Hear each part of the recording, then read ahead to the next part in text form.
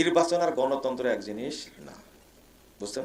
নির্বাচন তো হয়, বৈধ নির্বাচন অনেক হয়, কিন্তু ভোট কাকে দেবেন এটা প্রশ্ন করেন। ভোট কাকে দেব খামাখাই প্রশ্ন করার দরকার কি? যে বলবে যে আমরা ক্ষমতায় গেলে বাংলাদেশ থেকে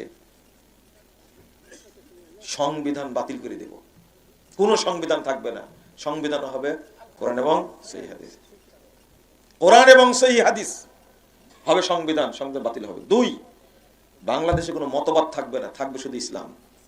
3, যদি বলে বাংলাদেশে কোনো মাজার পূজা, কবর পূজা, মূর্তি পূজা থাকবে না, সব বন্ধ করে দেব, এই দলকে আমি আগে ভোট দেব ইনশাআল্লাহ। তবে নির্বাচনী ইশতেহারে ঘোষণা করা লাগবে, কথা কি বুঝতে পারলেন? তার আগে ভোট পাবে না। আমার ভোটে নির্বাচিত প্রার্থী তিনি মেম্বার, চেয়ারম্যান, এমপি প্রমুখ যেই হন না কেন, যদি কোনো দুর্নীতি অপকর্ম করেন তাহলে তার এই গুনাহ কি আমার আমল নামায় কোনো প্রভাব ফেলবে? আমি কি গুনাহগার হব? দেখুন সূরা মাইদা 2 নম্বর আয়াতে আমাদের মাথায় রাখতে হবে, আল্লাহ বলেছেন ওয়ালা তাআওয়ানু আলাল ইসমি ওয়াল উদওয়ান, তোমরা পাপ এবং সীমা লঙ্ঘনের কাজে একে অন্যকে সহযোগিতা করবে না। আপনার ভোট যাকে দিচ্ছেন সেই লোক ভোট পেয়ে বিভিন্ন অপকর্ম করবে, এটি যদি সুনিশ্চিত হয়, আপনি জানেন, তাহলে জেনে শুনে সেরকম লোককে ভোট দেওয়া আপনার জন্য জায়েজ নয়।